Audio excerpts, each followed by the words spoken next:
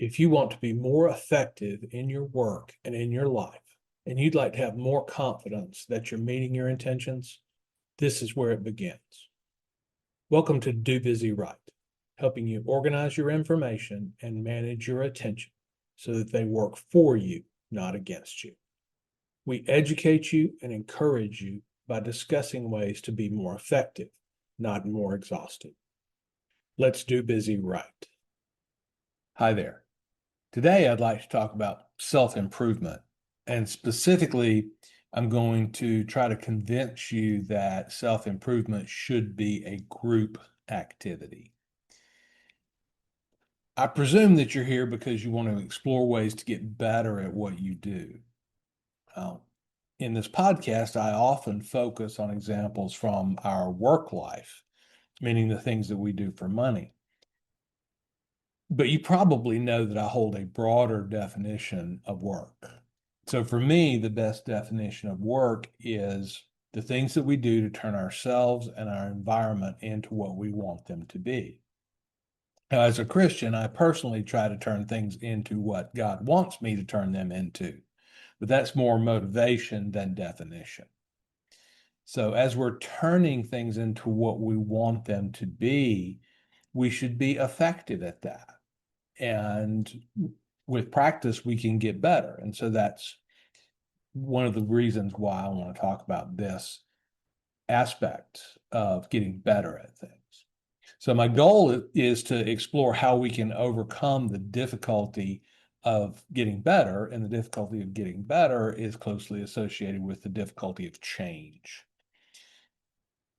And we can get better by utilizing our brain's social nature. And what I mean by that, we all know change is hard. And it's hard because we're habitual critters. And even though our thought processes are habitual, we still can change. It just seemingly is harder. And that's simply the way our brains work. However, ideally, we should always be getting better at something. So the value of this topic for you is, I think, huge. Getting better allows us to move towards a state called mastery. And mastery of a topic brings us great joy as humans. We like to have agency in our lives, and we like the feeling of being good at things.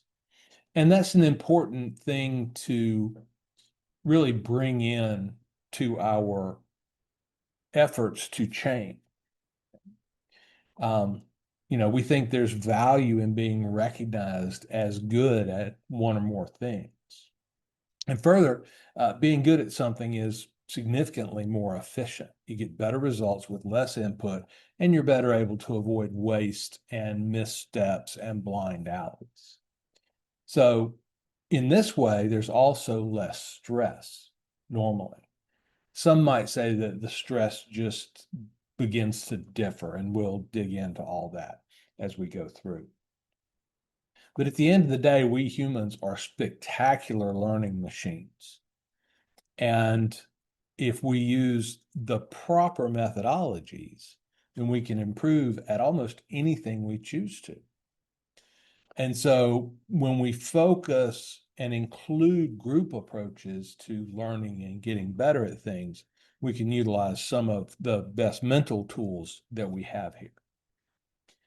So if you're very interested in this notion of self-improvement, and I know it's a hackneyed phrase, but if you're interested in it, then I think we have a lot in common.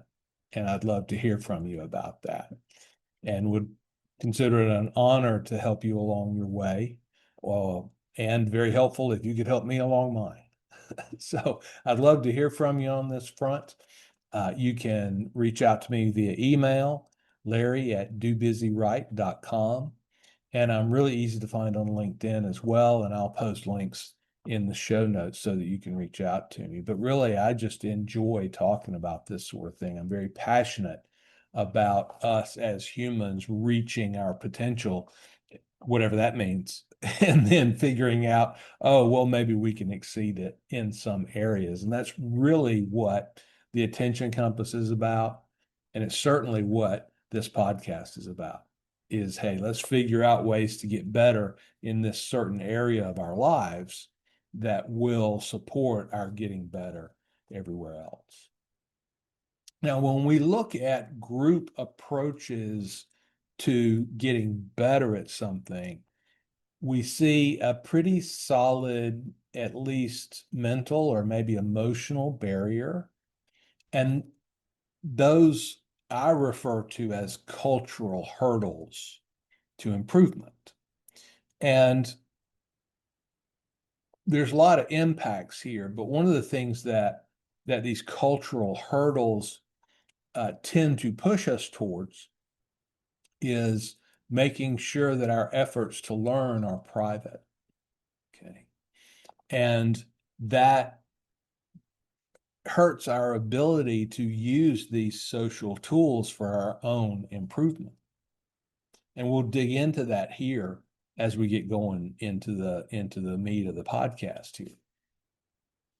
So in as social humans, and perhaps in our own minds, but certainly as social humans, we struggle to admit that we're trying to get better at something that is externally important and valuable. We tend to be real shy about this and say, well, we're going to work on it in our brains privately. And that's just a cultural thing, right? And there's a cultural logical fallacy that admitting the need to improve means admitting you're not very good.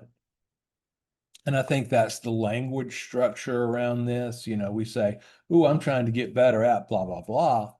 And the culture says, well, you know, if you were good at it now, you wouldn't feel the need to get better. Well, that's just not even logically, it doesn't make sense. It doesn't play out empirically because the best in the world at a particular skill are constantly trying to get better at it. In the overwhelming majority of cases, I can only think of a couple of cases where people stick out because they're good at something and they're like, well, you know, yeah, it just, I don't worry too much about it. I just do this, you know, goofing off. So most people that are really good recognize that they got really good by exerting effort, and they're happy to exert more effort to get even better. There's a real subtle thing that happens as well in culture, and I'll say it's increasingly apparent to me, and this might be a function of aging, that our culture, the Western culture, often worships youth, the state of being young. And along with that, there's a certain, I won't say worship, but a certain bent in our culture towards thinking about talent. And in this sense, talent as an inborn trait.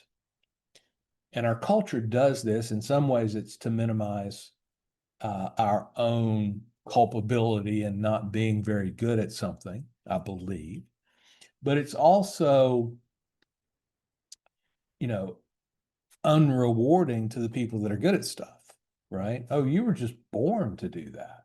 You just, you know, and most people that are really good at something will stop you right there and go, you know what? I worked hard. Yeah, maybe I have some inborn talent, but I worked hard. You know, there's the story about the golfer John Daly from some years ago, and he was at a charity event. And I'm sure I've told this story on the podcast, but he was at a charity event, and the person that he was playing with, the amateur that he was playing with, said, "Wow, you know, John, I'd do anything to hit the ball as far as you do." And Daly kind of got up in his face a little bit and said, "Well, no, you wouldn't because you didn't. You know, you have no idea how many golf balls I've hit in my life. And you had every opportunity to do that as much as I did.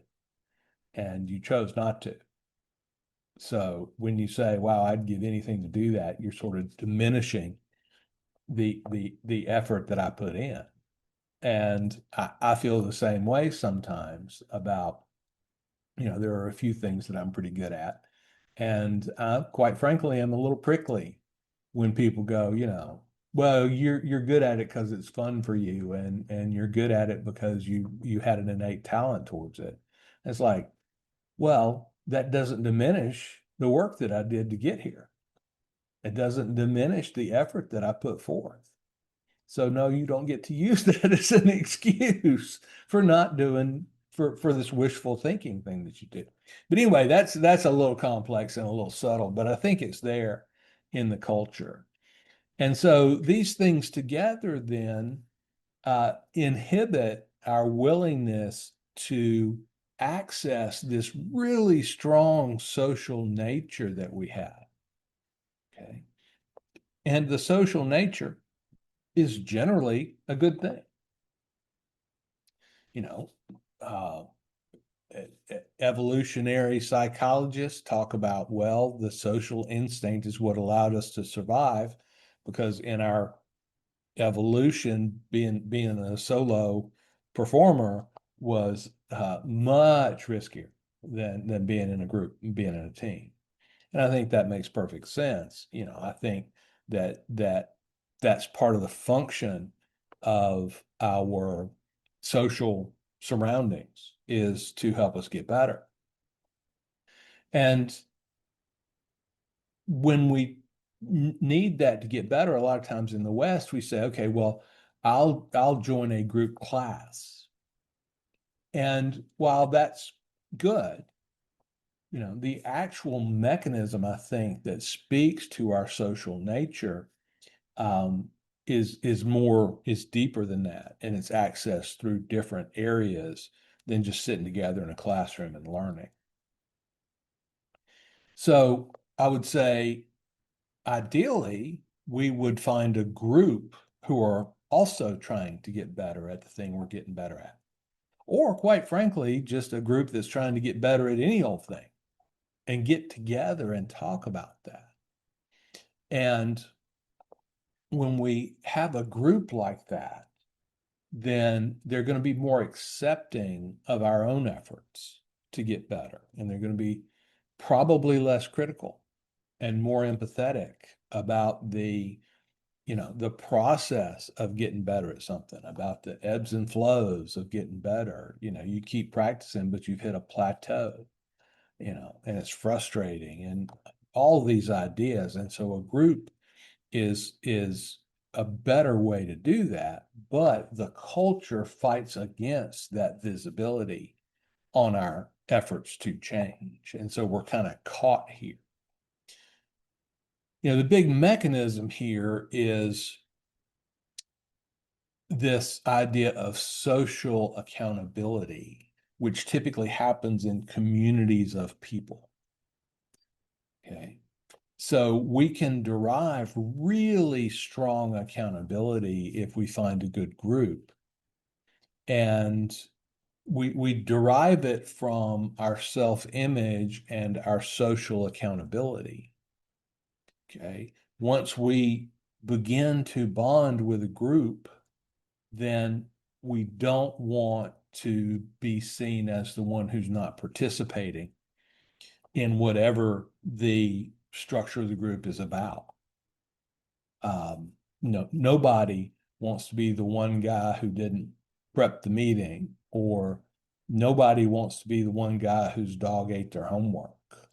My joke about this in the workplace is I think it's astonishing how much work gets done 45 minutes before the meeting when people are like, well, I'm fixing to have a meeting. I better have something to deliver. And so magically they produce something in 45 minutes that they've been procrastinating on for 2 weeks. And so that's just a kind of humorous example of what it is we're talking about here.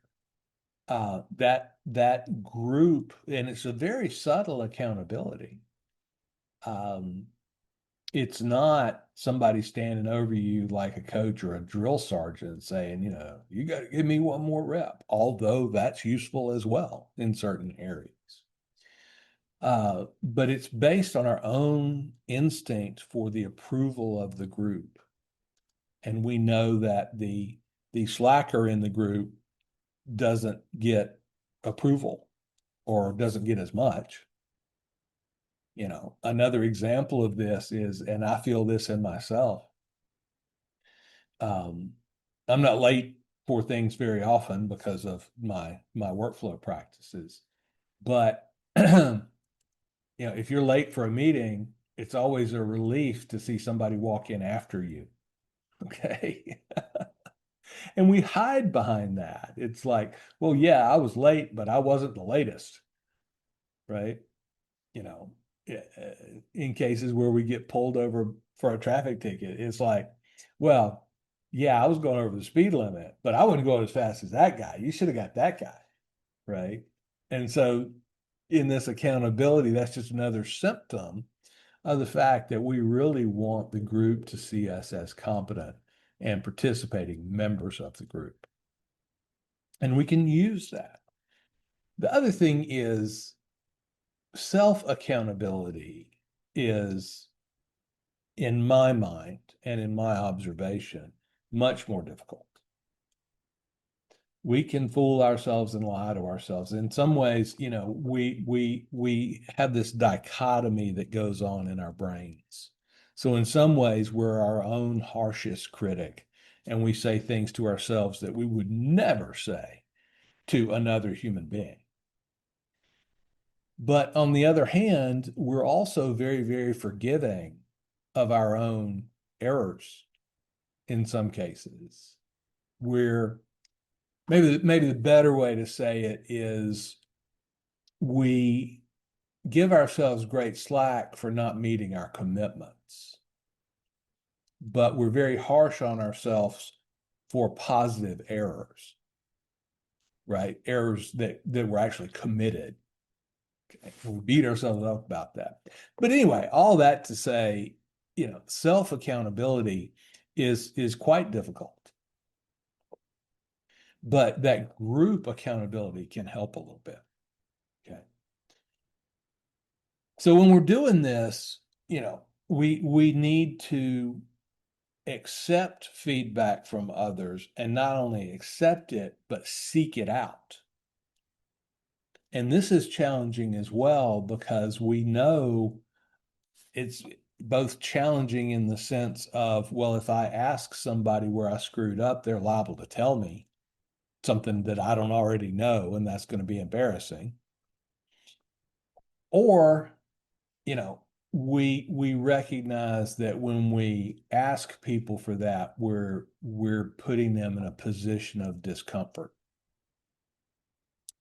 And so both of those things kind of push against this seeking and accepting feedback. So I would say that's the other thing about a group, is that it's done well. It's a group of people who have agreed that this is a high feedback kind of area. And we role model for each other the acceptance of that feedback. And we role model for each other how to give solid feedback. And it just becomes an accepted part of that small group's culture. Again, if the group is working well. Okay? So you've established relationships with people who actually will give you feedback. The people who love you will not give you accurate feedback normally. And when they do give you accurate feedback, it's usually because you've irritated them so much that they deliver the feedback in a way that's very, very difficult to listen to. Your mileage may vary here, and if so, congratulations. But we can ask people in a group for feedback more easily. And failing us asking, then we might not get feedback at all. Most people will assume it's, none of my business to tell you that you've got spinach in your teeth. I'll embarrass you, and then you won't like me, right? So we establish this credibility really with each other around feedback. And when we do that, we can, and in other situations, we can go to people who view our work and say, hey, I'm working on X. How am I doing there? Okay. We can enlist their help and make it safe for them to give us feedback. Now, this is a process of developing trust. And you've got to handle their feedback very carefully, otherwise they'll just stop giving it. Or even worse, they'll feel a responsibility to give you feedback, and then they'll not give you the unvarnished truth. So we can go around asking people, hey, how am I doing on X? If you're trying to become a better public speaker, then you can enlist the aid of a colleague and say, well, I'm going to be giving a talk, and I would like for you to help me understand how many times I use filler words. And you can just make tally marks on a piece of paper and hand that to me afterwards, and I'll appreciate your attention and your help in this matter. And that's pretty safe and pretty arm's length. And so I think that's a great tactic as well. And that goes hand in hand with this notion of giving people in the group, and maybe even outside the group, giving people permission to give you direct and hopefully fact-based or empirical feedback. Okay. We almost have to, plead with them to do this because it's socially uncomfortable. But you're constantly giving permission to others to do this, and it just becomes a habit in your world. But again, that's accessing this social accountability. And then I'll say, when we're looking at feedback in this, you might call it an informal 360 review. You go around and ask people that are your coworkers, maybe your boss or your customer, and then also the people that that report to you or that give you their product, and say, hey, how am I doing? We have lots of training on how to give feedback in managerial circles in the workplace. There's lots of discussion. There's lots of culture around how to give feedback. And I think there's less about how to receive feedback well. And there's places to go look for instruction on that. And at the end of the day, the best way I've found is to view feedback as a gift and to accept it with a positive spirit, knowing that I can get better. Now, in some areas, I'm very thin-skinned, and that's me I got to work on. Okay, somebody's reporting to me the actual impact that I had on them, and I need to not just respond out of fear and let my fight or flight instinct kick in, but I need to just really be open and to recognize that while feedback is useful to me, I'm the final arbiter of what feedback I try to implement. Okay, now this has some nuance in the workplace. You don't really have a whole lot of agency. If your boss says, hey, you're doing X wrong and I need you to get it straight in 6 months, or else we're going to look for somebody else to do what you do for us. Well, you don't have as much agency, but you still have choice. So there's that component as well, learning how to receive feedback. And then another piece is, and I alluded to this earlier, is to find other people that are on a similar journey. Now, how similar is up to you, and perhaps the availability of a group. And there's always the option, if you can't find a community, then you can start to create one. Okay. But finding this set of others. So find or create a community where people are working on the same thing or navigating a similar challenge. And that's really just to make it comfortable for us and for them. If push comes to shove, any group that's trying to get better at things is going to naturally help you get better at your thing.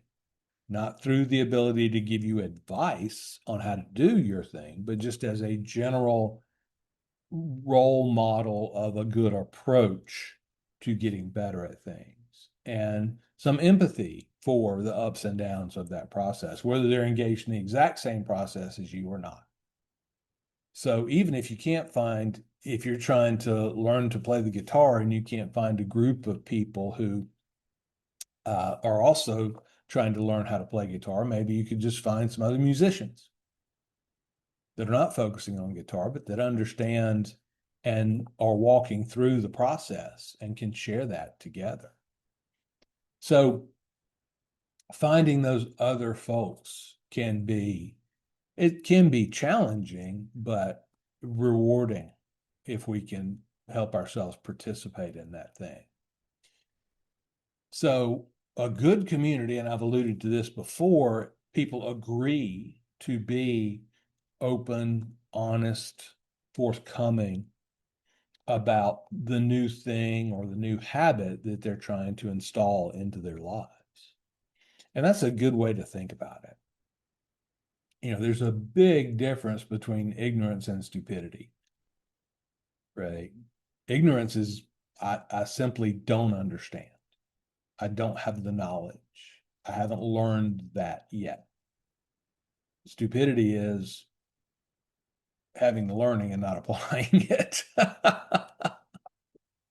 And not to go too far down that path. But when we admit some naivete around whatever process it is that we're in, then that takes some of the pressure off of us. And as we talked about in the cultural part of this, you know, admitting naivete or ignorance in any subject is fraught with peril, seemingly to us. But I mean, it's just a simple matter of, you know what? No, I never studied that. I don't know a lot about it. I'm hoping to learn about it and understand it better than I do now. And that mindset, keeping that mindset is a very important factor here. And you can practice that if you're in a group of other people. You can practice being humble enough to actually say those kinds of things and get in that proper mindset. But that openness, right, really helps our brains become less defensive about our own behavior or lack of knowledge or lack of skill. It's like, sure, we're all trying to get better at something. Come on, let's go. Right? Join us. We could use your support. So off we go. In addition, the community, a focused community, well, let me say it differently. A community that is focused on the same skill that you want to acquire is even better, because then you can get the practical and tactical tips for things, right? People that have experience will share them, you know. Hey, I'm still working on X, but I found a tactic for Y as part of this overall thing we're trying to learn. Let me share that tactic with you. You might find it useful. And in this way, a group that is focused on the same thing, a group that aligns with your particular goal, is somewhat more useful. But just because you can't find that doesn't mean that groups are useless. Visibility of what we're doing and self-evaluation of what we're doing are very challenging. So it is very difficult to perform and evaluate that performance at the same time. We see this all the time. The very, very best at something are able to accommodate both things. And I think it's because of the automatic nature of their skill at that level that they're actually able to, you know, I'm a bassist, so I use my fretting hand as an illustration with all this. If you're not watching on video, you won't see it. But that ability to let your hand do what it does while what it needs to do, what you've taught it to do, while thinking about, hey, am I doing it right? And there are other challenges, but given that that's a challenge, then again, the community helps us with that because they will observe us as we do what it is we're doing. And they will let us read our stuff to them and observe us while we're doing it. They'll go play golf with us and be a mirror to reflect what we're actually doing versus what our brain thinks we're doing. And these are really important. Now, that said, groups are great for this, particularly groups that are skilled in this.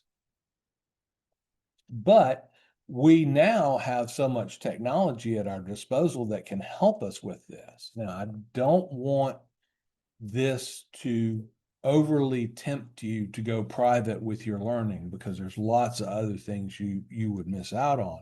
But, other people are really good observers of what we do, particularly when we give them permission. If we ask them to observe something specific about what we're doing, and I mentioned that before about words used during a presentation. There's a big difference between asking somebody to do that specific task, track the number of filler words I used, versus trying to get them to generically observe what you're doing. Like, hey, I'm trying to get better at speaking, so any tips you have, I'd love to hear them. Because that relies on the individual's own expertise in the subject matter. So, when you enable this intentional observation, give them something fairly specific to observe, unless you know that they're actually very good at what you do. And when we have groups, then they can do this and we'll do it roughly automatically.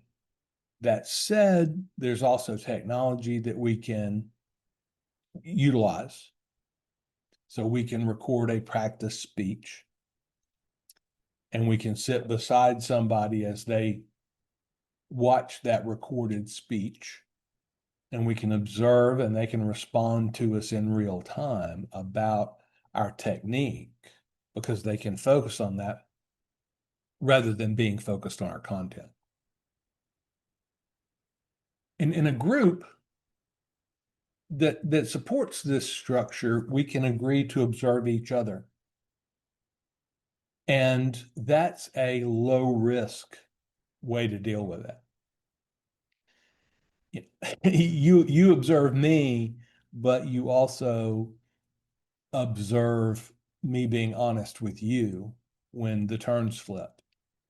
And so we don't want this to dull or modify their feedback to us, but it does have a tendency to make it more acceptable in terms of, well, yeah, I know they're watching me pretty closely, but here in a minute, I'm going to watch them pretty closely. So it's okay. So enlisting this intentional observation. Now, another thing that I'll say, and I say this because groups are very good at it normally. So I'm going to talk about having a practice environment for whatever your skill is. It's very difficult to get better at something when each instance of it is a live fire exercise because of the fear. So we don't experiment with different things. We don't experiment with new technique in a live fire exercise. We really tend to fall back on habit because of the pressure of performance. So we need to intentionally practice. And what I mean here by practice is to set up an environment where the stakes around failure are actually pretty low. And then we can try different things with more of an openness to potentially failing. Closely aligned with a practice environment is the idea of a laboratory. And a laboratory is an environment intended to host experiments. And it must be set up intentionally. It doesn't have to be set up on the fly, but it does have to be prepared. Every laboratory you've ever been in has had somebody in it that made sure that the things were stocked, and it may be you, make sure that the things are stocked and the ingredients are there and everything's in good shape so that we can practice well. And the better it's set up, the more straightforward practice becomes. So either whether you view it as a laboratory or as a practice environment, it's very important to get that. And groups can pool resources to make it easier to have access to these things. Now, when we look at practice facility, a laboratory, there are a few key aspects of having a practice facility or a lab that is well suited to its purpose. So certainly some sense of realism, right? It can't be a complete fantasy world or a world with no, what would we say, feedback or opportunity for failure. When I was very young, my dad was a golfer and he wanted me to learn how to play golf, and he liked to practice. Well, when I was a young guy, golf wasn't quite exciting enough for me, meaning that you couldn't attract young women by being a great golfer, or not as easily as you could by being a football player. And so I wasn't all that engaged with golf. It's kind of long and drawn out and all these things. But what my dad did is he set up a back of the envelope duct tape practice facility in our garage. And so we had a board with a mat on it, astroturf, fake grass. And these things are easy to find now, but they either weren't easy to find or were very expensive at the time. And then about 10 feet ahead of that, we put up an old blanket. And so we would hit golf balls into the blanket, which would kill their momentum and drop them down, right? And this happens a lot in modern day golf training, but then it was an unusual thing. And so we get out there and hit golf balls. Well, if a golf ball is only traveling 10 feet, then it's easy for it to look pretty good for 10 feet. The toughest part of hitting a golf ball is controlling the second half of the golf ball's flight, which has to do with the first half, admittedly, but that's when the bad things tend to happen, is in the second half. That's when things tend to turn and get sideways. And that's when the wind hits it more and all these different things. Well, the point of all of that is that it was a practice environment, but it wasn't very realistic. And now, of course, almost every country club and many of the big sporting goods outlets that sell golf equipment have simulators on premises. And so they're more readily available. And it's this thing where you hit the ball into a screen and the computers continue to project the trajectory that they think the ball would have had if it were able to travel further. And these things are apparently quite accurate because now we've got the Tiger Golf League, the TGL, which is competition based on simulators. So there's that. That realism is somewhat important. Okay. And that's because the practice environment should be similar to the live fire environment. And that even includes how we behave in the practice environment. So just because we're in the practice environment doesn't mean that we can slop around all the time and just goof off. We need to do some structured things in there, but the realism is important. So the other thing that we want to do in this practice facility is we want to remove barriers. So, and I learned this through my own practice of the electric bass, which I've been going through for a while now. If the practice environment is hard to set up, you will practice less. It's just human nature.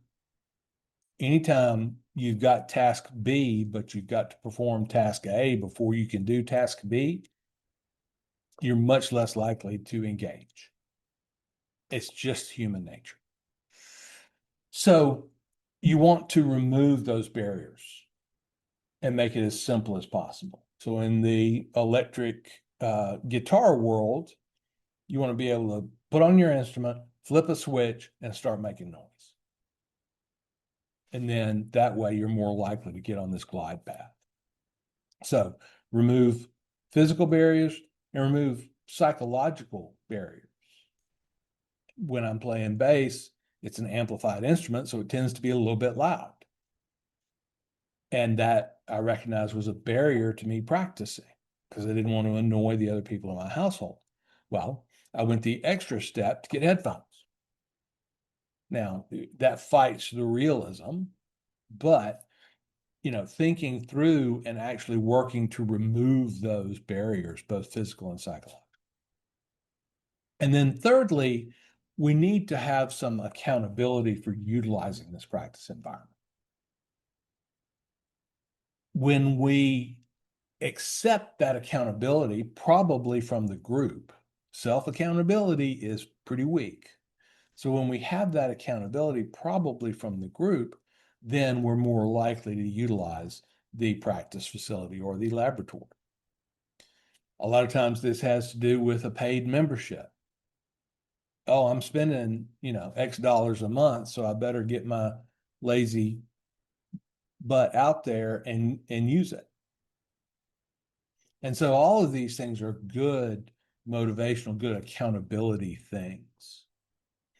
And this is why publishing our commitments, and people do this on the socials, which I think is actually not a very strong way to do it. But perhaps it's better than nothing. I don't know of any studies. But that accountability that, hey, I told people I was going to do this is a solid psychological motivator. Another thing that groups can enable is that they can maybe better utilize coaching. Okay. Now, here's what a coach is. A coach is an efficiency tool for our learning. And a lot of times they can provide a bunch of features: accountability, technique, training, okay, and ideally a curriculum. The third one is really important, and a lot of coaches skip over it. We can fall prey to a certain way of looking at our training, and that is to do the fun parts and skip over the parts that are less fun. And as coaches motivate us, sometimes they deviate into the things that are more fun rather than less fun. And it's all, I think, with good intention, but it still weakens the experience. So when we're looking at this, probably get a coach, but always look for a coach who has a curriculum and thus can articulate a plan for what you'll learn. Hey, can I see your lesson plan? Can I see your practice plan?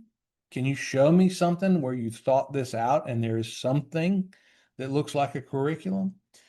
One of the things that happens in musical communities in the present technological culture is we get on YouTube and we see, oh, there's a bass isolation for this song that's entirely too difficult for me. And so I YouTube that.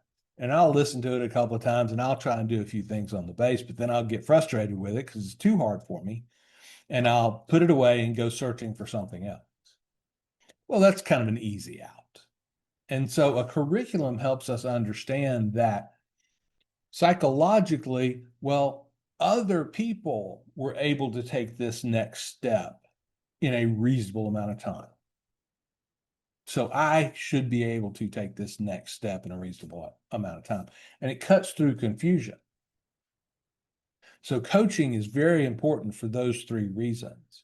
And again, a group setting is probably better able to afford a coach and utilize a coach more frequently. And they'll help you have some accountability around, hey, do you have a coach?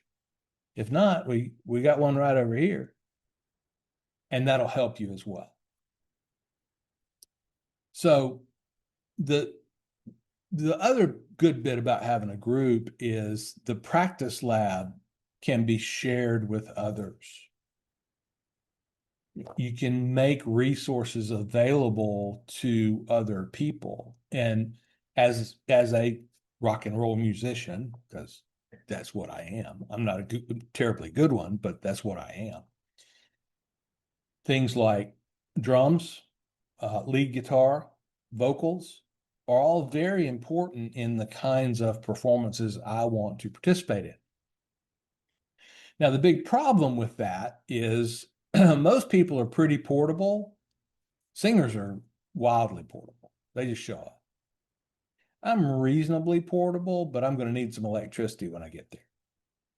Keyboard players are in the same position. They trade portability for electronics, so to speak.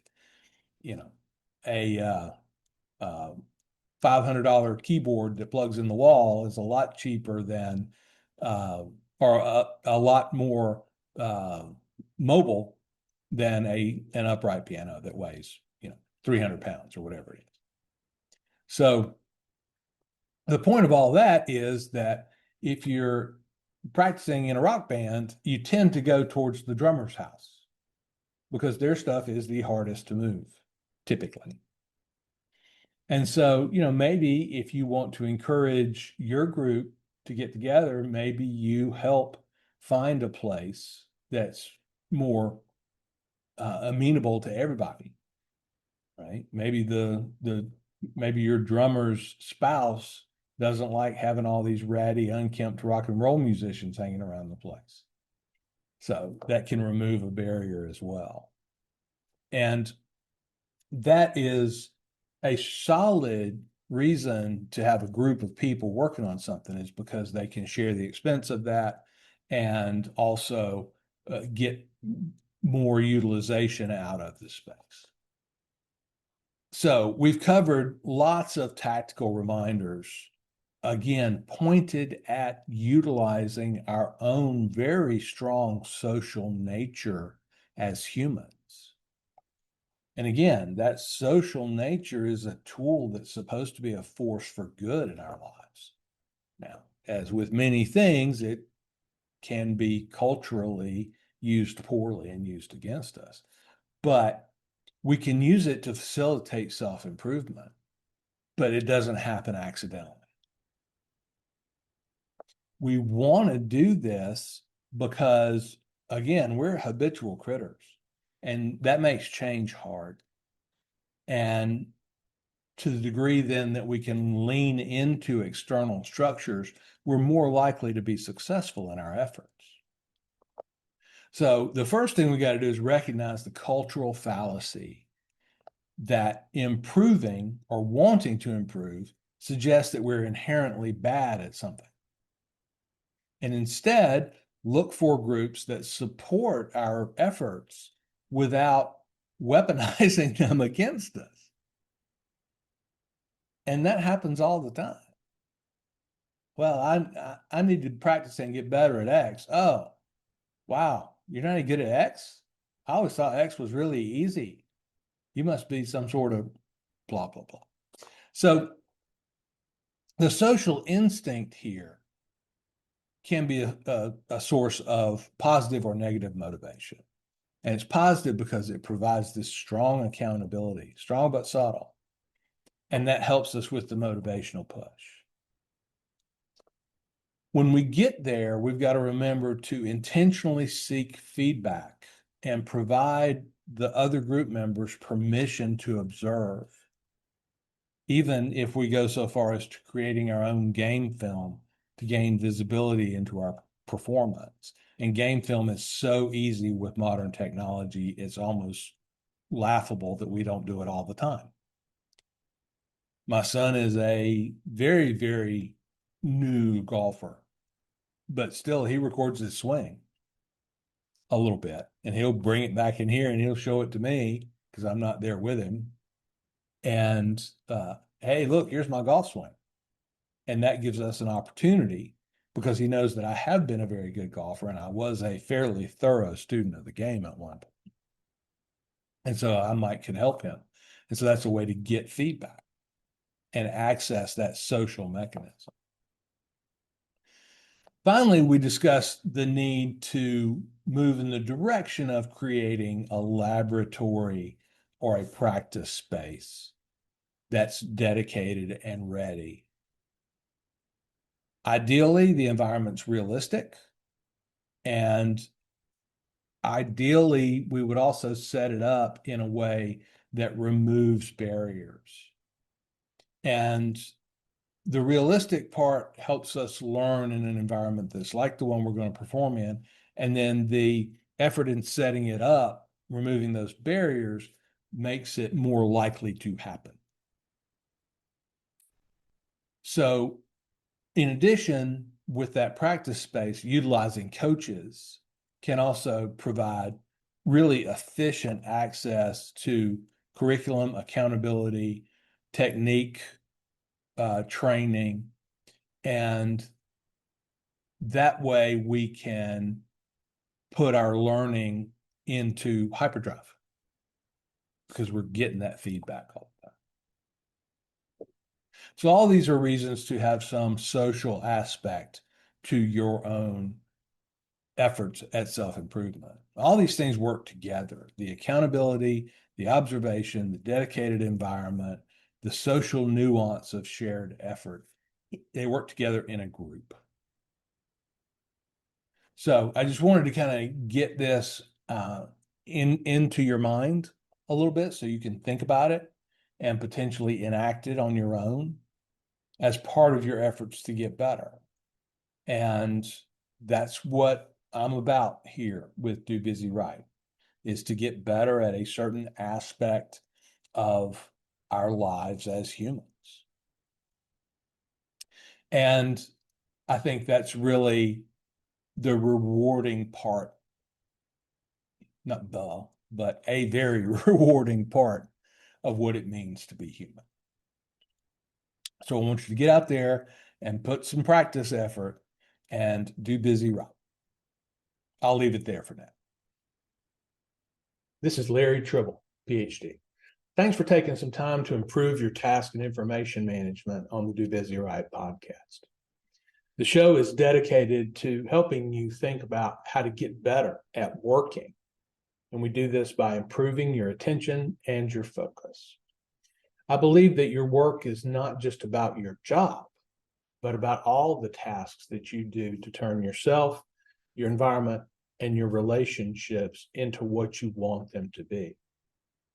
What we're really talking about here is the underpinnings of becoming who you want to be. The primary way I help people is through coaching the Attention Compass process. Attention Compass is 4 workflows and a tool set that support our information, task, and attention management. I help people with big goals to build habits that put them in a position to achieve. We do this by eliminating wasted time and wasted attention.